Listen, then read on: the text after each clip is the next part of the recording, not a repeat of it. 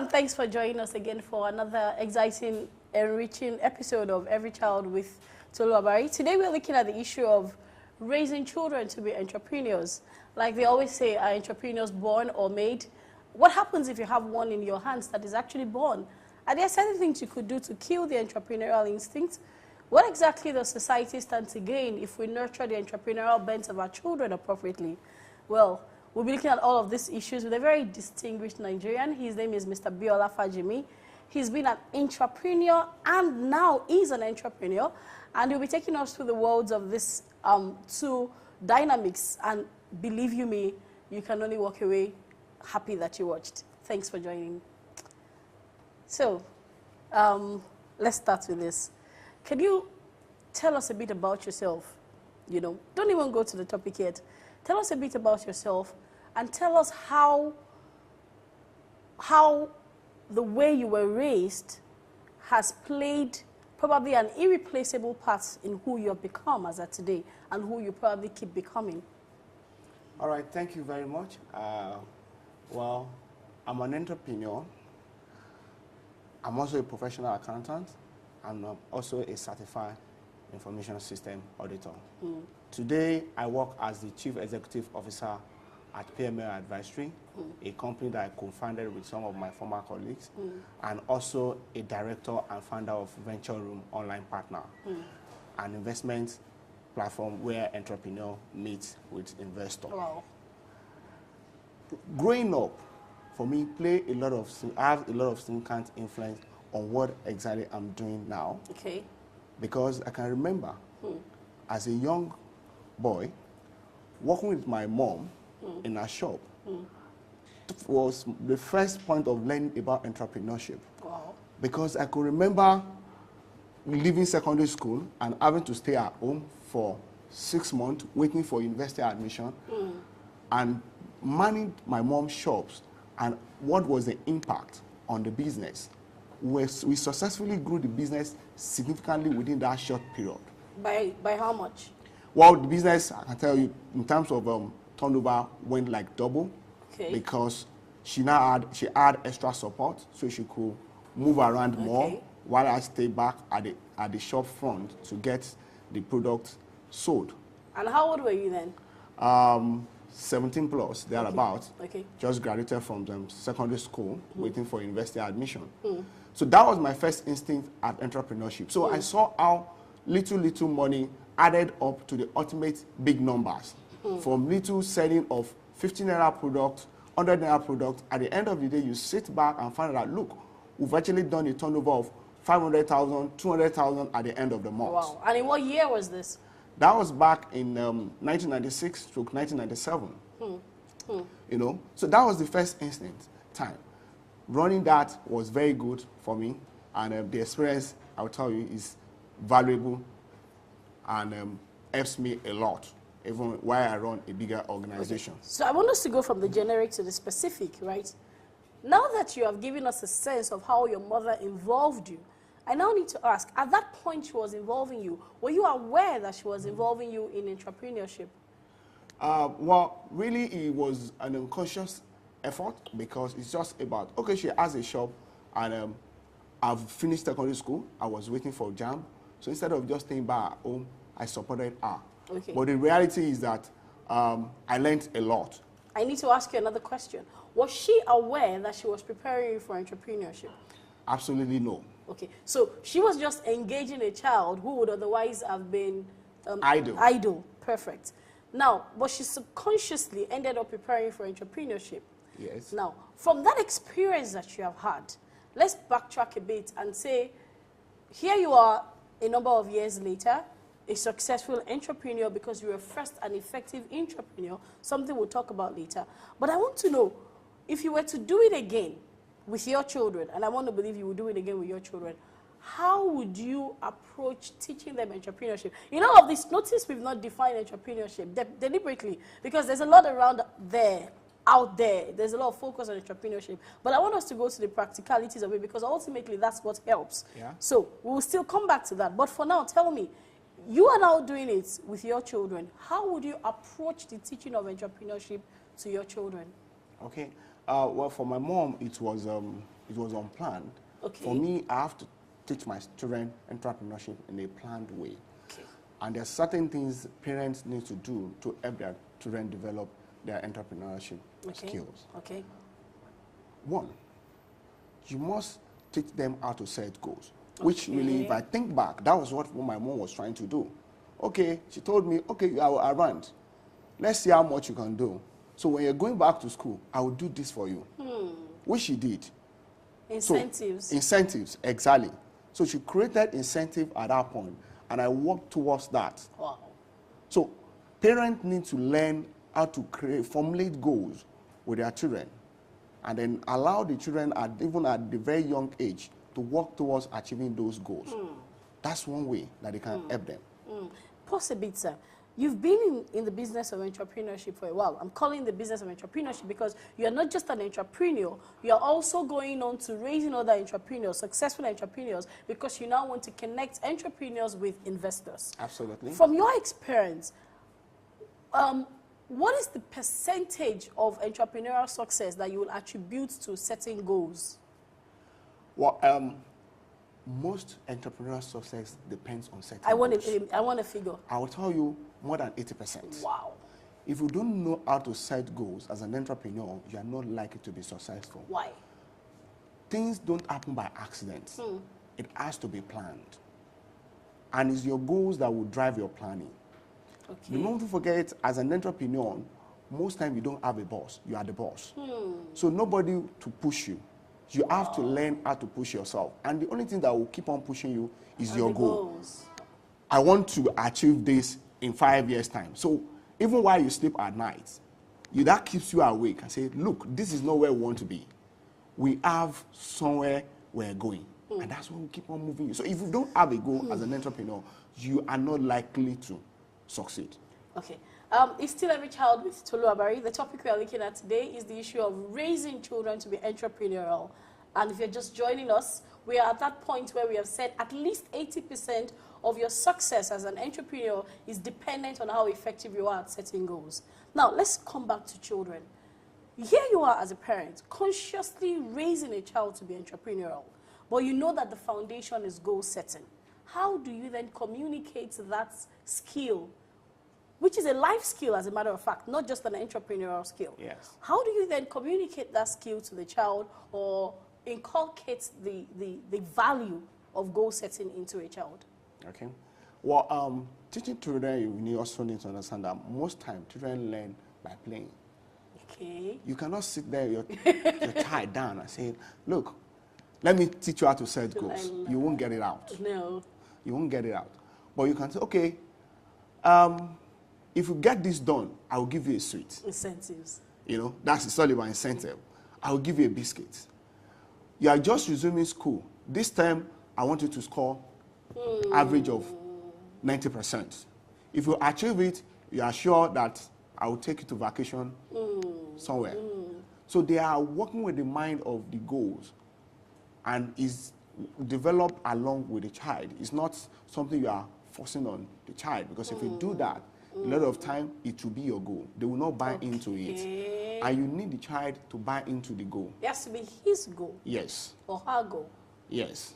Okay, 2 quick questions. Would children ever really do anything without incentives? I'm just curious. Well, they do, because as they grow up, even when they are still very young, at that very young, even at age 2, there are certain things that you find that your child will like. Naturally, they like to do it. So if it's their passion, they don't need incentives? No. Okay. Well, you can still encourage them with the incentive, but you will need to, the effort to be less. But if it's not naturally given to it, then you have to really work with incentives. Yes. Okay. I want us to look at something else now. So here you are consciously teaching the child the art of goal setting. Yeah. Is there any other thing you need to teach? Now, remember, we are trying to play the past and the present and the future. You see the future. Yeah. You know these are the things this child will need 5, 10, 15 years down the line to be successful as an entrepreneur. So you're connecting the present, preparing that child in the present for that future. So let's fast forward to the future. Now, the child is already an entrepreneur. Is the art of setting goals sufficient to lead to the achievement of those goals? In other words, is it the fact that I've set goals, does it mean the goals will automatically implement themselves? No. Okay. As an entrepreneur, you must have a lot of skills for you to succeed. You set the goals. We want to be a world-class institution. You must be able to work from the top down. Okay. That is the ultimate goal. Okay. What are the components? What are the things involved? Break it down. So a child must be taught, right, to understand that the devil is in the details. Absolutely. So the child must be taught to be able to say, for instance, that I want to be first in my class, and these are the specific steps I will need to take. Yes. Okay. How then do you begin to teach the child that part of breaking things down? Well, it starts from when they are very young. Okay. Right from when they were very young, we need to learn to teach children how to analyze things. Give them simple reasoning exercise. Like, okay, tomorrow or this time, okay, at the beginning of a term, this time, what will be your score? You want to achieve 90%. What do you need to do? I need to study this hard. How often do you want to be reading your books? Okay. Do you want to have special revision class? Or is there particular things that you think daddy needs to do for you?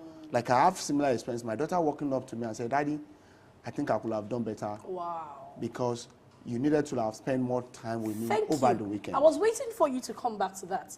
I think an integral part of this is reviewing of goals. I think it's extremely important that a child needs to be taught the power of evaluation. Because I think that ultimately, beyond the personal effectiveness, beyond the time management, one of the most powerful things that will enable goals that have been set. Yes, ab initio, the foundation is goals must be set. Yeah. But the critical 20% that may affect the 80%, which is the goals, is also the habit of monitoring and evaluating. That process of raising our children to be reflective, for a child to be able to pull back and say, could I really have done better at this? Could I have done things differently? Yeah. Now, how did your daughter get to that point where she could even pull back and say, I could have done better? Was it something she learned from you? Well, I think what the story really was very close to the exam week. Okay. She was like, okay, Daddy, sit back at home and let's do some revision. And I said, oh, I've got this and these other issues to do with our work. So when the result came out and I was talking to her, I said, okay, you did not make first to third. What happened? And she's like, okay, Daddy, but I told you to sit back and revise with me. So on her own, she identified that if ordinarily I've spent a bit more time with her, she would have probably would have done better. And you think she was right? Yes, she was. Because all she needed was 3, 4, 5 hours, go through all the materials so that she can add all 60 around. Because, you know, in today's age, schools are very competitive. Yes. Scoring 96% in a school, you can find out that you are sixth. Yes. Because the guy that I will have first has scored maybe 98, 99%, which ordinarily is little things she missed during the exam that will have reduced her score to slightly above 90%. And so it could have made a lot of difference, spending that little time with her. Okay. And you know, sir, it would appear that, you know, we will keep doing this time travel between the present and the future, but it is important because it's about raising children intentionally with an end in mind. Yes. You know, deliberately, like, this is what I want to teach this child. So let's take it back to the future again. Those little things, you know, that difference between success and failure, can it sometimes really be like that 2% differential that she's experiencing now? Yes, Okay. because you find out that even success in life follows the same Pareto 80-20% rule. Okay, okay. 20% of what you do contributes to 80% of your success. So it's that very small 20% that makes a lot of that contributes a part to the success of entrepreneur. And you see, the 20% are usually the hard parts to learn for a lot of people. And that's why they are the determinant of success. Yes. Because they will separate the boys from the men, like they say, eventually. Because most people will not get to that level of excellence. Absolutely. Wow. I know, and there are a lot of time, there are things that are taken for granted by people. Paying this minute attention to details, little things that are taken for granted. Really think about the story of many successful people, even footballers, for example. A lot of them tell you that, look, when the old team members are gone after the training, for them to be an expert in those things, like free kick, they sit back and they practice on their own at different positions on the field of play. So over time, they will have mastered that art. We are back to goal setting again. It's not something that they chance upon. No. They also had to be intentional about it. Absolutely. Nothing happened by accident. It has to be planned. People think that, oh, this man is just lucky. There's nothing called luck. See, luck is preparation that meets opportunity. When you are prepared and the opportunity comes up, then it appears as if we are lucky. So many people have had opportunities, but they were not prepared. So they think they were unlucky. No. Wow. Rather they were not prepared. So you got to be preparing. And you see, it's the preparation that matters most. People don't know. They want to rather look for, oh, help me here and there. But rather, get prepared. Because you see, if you have what people need, if you have what it takes to succeed, it's only a matter of time you will be discovered. Okay. We finally get to the point that most people will have thought we would have started with. In view of what you have said, and within the context of delaying gratification, because that's the entire essence of preparation. Yes. I'm preparing. I can't see the gains immediately, but I keep preparing, which means I'm ready to wait until my payday comes. Right. Within the context of delaying gratification, how would you describe entrepreneurship? Well, the life of an entrepreneur, really, is a life of really delayed gratification, as you've said it. Because if you think about a lot of entrepreneurs, except if you have a lot of godfathers, parents that are putting a lot of resources into the business, you first have to sacrifice. Yes. But the job of an entrepreneur is that tomorrow will be better than today. Absolutely. It's just like a farmer. And that the wait will be worth it. Yes. It's just like a farmer. Instead of eating the seed, he plants the seed. Wow. With the mind that in 90 days' time, the seed will bring out the corn, from which it can now even eat more, have more. And that is really one very important attribute of entrepreneur. If you want to always have immediate gratification, you will not be an entrepreneur. Because it doesn't happen overnight. No, it never does. If it happens that way, everybody will have been an entrepreneur. But you see, if we study the line of entrepreneur, is that entrepreneurship becomes more interesting at a later part. Absolutely. When the business is not stable, when things are working, and people look at you and say, look, wow, life is very good. But the only thing they don't ask is, how did you get there? What was it like? Because every entrepreneur needs to go through the initial teething problem. There's nothing you can do about it. But good thing, as an entrepreneur, you start, if you are working for someone before and you start out, most time you will have taken a pay cut or taken a dip in your income. Exactly. But as time goes on, your income continues to rise. Your mates that you've let have work will have been earning more than you, but there will be a point when you overtake them. And don't forget, they work for people. So when their income starts declining, your income starts increasing.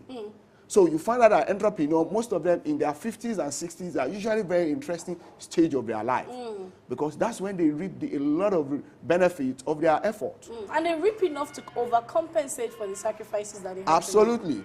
You even if you have forgotten the past, you can now sit back in 50s, 60s, and they bring back the returns. And sometimes 40s. Even 40s, yes. Depending on how early you start. Well, at 40, you might not necessarily want to sit back. Rather, maybe you are creating other things. Exactly. You are creating other things. Yeah. Because you are still very young, you are still agile, you can walk up and down. Exactly. You can still be creating other things. But at the point of 60, 65, when all your colleagues are retiring, they are being asked, what do they require? They say, okay, thank you for coming. You have your status card to go with. No, you have your clock to remind you of how you wasted your time.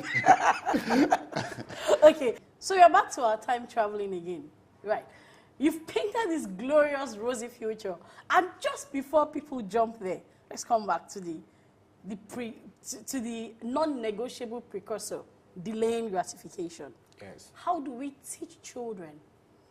We know, again, that we are preparing them for entrepreneurship. Yes. Whether they take a career or they own their own business, they must always have the mindset of an entrepreneur. Right. So how do we prepare children? How do we teach that life skill of delayed gratification? How do we teach them? Okay. When I was much younger, there was a practice. When people come around and they give you money, parent tells us, go and put it in a saving. So we used to have the old small calabash, clay sales. Kolo, yes. You put your money in there, and then they'll teach you to gather it over a period of time.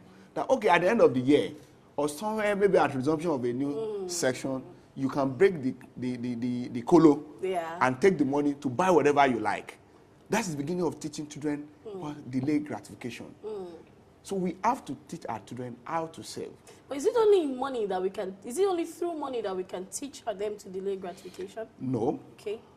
Even in other aspects of their life, some things they need sometimes, you need to teach them not to, okay, you can't have it now because, okay, mommy doesn't have the money. Mommy needs to work. Or mommy has the money, but in life, you may have to wait sometimes. Absolutely. Just ask them, okay, you can't have this now. Wait for some time.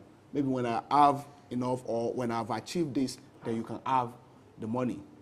That's part of way of teaching them teaching them delay gratification. Okay, there's so much to talk about, really.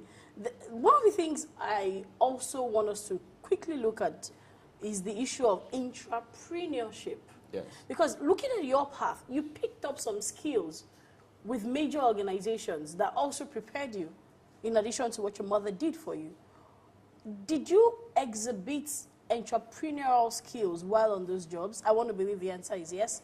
Now, should the answer be yes, how then do we raise our children to be entrepreneurial even when they are on other people's things? Because that's the way they're ultimately going to treat their own thing when they start it. Yes.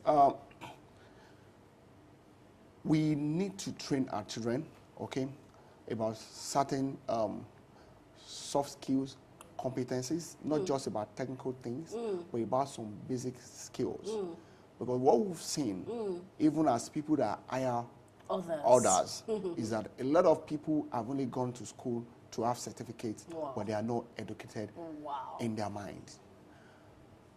As an entrepreneur, okay, or as an intrapreneur, you are, whichever one you might be, you need to have a lot of sense of ownership. And teaching people to have sense of ownership needs to start from where they are young. Absolutely. Because think about how a lot of children tell them, you need to do this. They don't want to do it. Whereas when they graduate and they get employed, they will give them tasks. If they are not careful, it's the same way they will treat those tasks. Naturally. And that's why when we were growing up, our parents taught us, okay, when you wake up in the morning, this is your morning duty. Don't miss your morning duty. Every child needs to have a morning duty. Some routines are necessary. Yes. And the child you must better know learn that it. when you wake up in the morning, before you dress up for school or get ready to go to school, these are basic things you must do. Because when they go and work, at the time they grow up and they will have to work, people will give them responsibility. That are routine. Yes, there are routines. And they don't want to they don't want to micromanage them. They want to just give them, okay, you need to do this. I've given that's you why and I can that's go why to you bed. have been Absolutely. employed. And they should get it done. But you find a lot of people struggle with that. Because they were not prepared for it from the home. Yes, they're not prepared from home for Okay, that role. so you have this child now, because you are raising 3 beautiful girls whom I've been privileged. I've met 2 out of 3 of them. Okay. Yeah. I've not met the 3rd yet because she was still in the womb then when I last saw her mom. But at least you have 3 girls. Yeah. You know you are raising them for ownership, for entrepreneurship. So you give the child a routine. Do children naturally just take it? No. They balk, right? Yes. So what then do? You know that you have an end. The child doesn't know. You are their father because you can see farther into that future. And you are here in the present, getting them ready. What then do you do? Okay, back to still the same concept of incentive. Okay. At that very age, children a lot of work based on incentive. Okay. So create incentive. Or create disincentives. If you don't do it, I'll take the Well, same. that's another way to look at it. All right. Because if you keep looking at the incentives, it's like a reward. Because sometimes you also need to punish that child So withdraw something, create a disincentive for that behavior. Yes. Because that's what will happen eventually in life. Yes. She will get punished for not doing absolutely something right. Okay. So you can also, like you said, you can create disincentive for them or create incentive, whichever way, but there needs to be consequences. Absolutely. For either for the action or inaction. Absolutely. And that's what is important. And let the action or the consequences be reasonable and commensurate with the age. Okay. You understand? And looking at the child's age, what kind of disincentive or incentive do you think will work at that age? It can be very basic. And as they grow up, you look at it and look at it. And you need to understand this disincentive and incentive, because sometimes parents think it's all about, oh, let's cane the child. Yeah. I remember the story when I was in secondary school. For coming late to school, they used to cane us. But you know, they didn't get a result. You know what the school did? It's just, okay, if you come late to school, they would remove a pair of your sandal, and that's how you walk about for the whole of the day.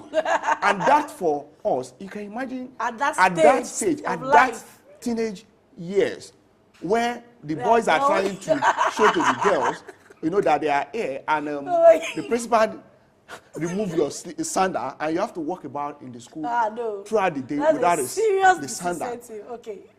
Absolutely, and it worked. Effective. It was so effective, and think about it. Instead of caning, just okay, drop one of your sandals, and that was it. Go on and on and on, but I like the fact that you are closing on this note, because what you are effectively saying is that there is no age you cannot teach entrepreneurship. You just have to tailor the communication in a manner that is appropriate, and you must find the right rewards and incentives. If I hear you loud and clear. Yes. Well, on the last note, sir, I'm going to ask you one last question. What is the most important skill for a young adult, the child you have raised as a young adult, to have as he or she goes into the workplace? Because that will prepare them for entrepreneurship, or at least that will start them off in. What's the most important skill? Well, it's a very tough question to answer. Yeah, but give me the most. I'll tell you. Yeah. They need to have a good character. Character. Yes, character. And you know what makes up a good character is a lot of things that revolve around. So even if they have the competence but they lack the character, they are still going to find themselves unproductive. Absolutely. Thank you very much, sir. I need to wrap it up at this point. I need to thank you so much for sharing very practical perspectives that people normally don't talk about when they hear entrepreneurship. They talk about having an idea as if an idea will birth itself. Good as those things are, I'm so happy that you have enabled us to go back to the foundation, to the basics, without which there is no progressing. Or should they even progress, they're going to come crashing down in a matter of time. Yeah. Thank you very much again. All right, thank you. All right. Well, it's on this note that we wrap it up on this edition of Everychild with Tolu Abari. I just know that there is no way you can build on a faulty foundation. He summed it up for us that it's about delaying gratification. How are you raising that child today? Do you respond to the child's every whim and caprice as though the child would die if you were to wait for 5 minutes? If you do that with the child, we are preparing that child for a life where he cannot do entrepreneurship. And it does not matter the management school you send that child to. If those basics are not in place, it's not going to work. We've heard from someone who has been an entrepreneur, who is a successful entrepreneur, and who has gone on to now even creating other successful entrepreneurs. He has seen it on the three sides, if you ask me. He's been an entrepreneur, he's now raising other entrepreneurs. So you better take it seriously. My name is Tolu Abari. I'll always be here trying to do this always to help you raise your child and those children around you. But ultimately, like we say on Everychild, it's up to you what you want your child to be. Thank you, and see you same time, same station next week. My name is Tolu Abari. Goodbye, and God bless you.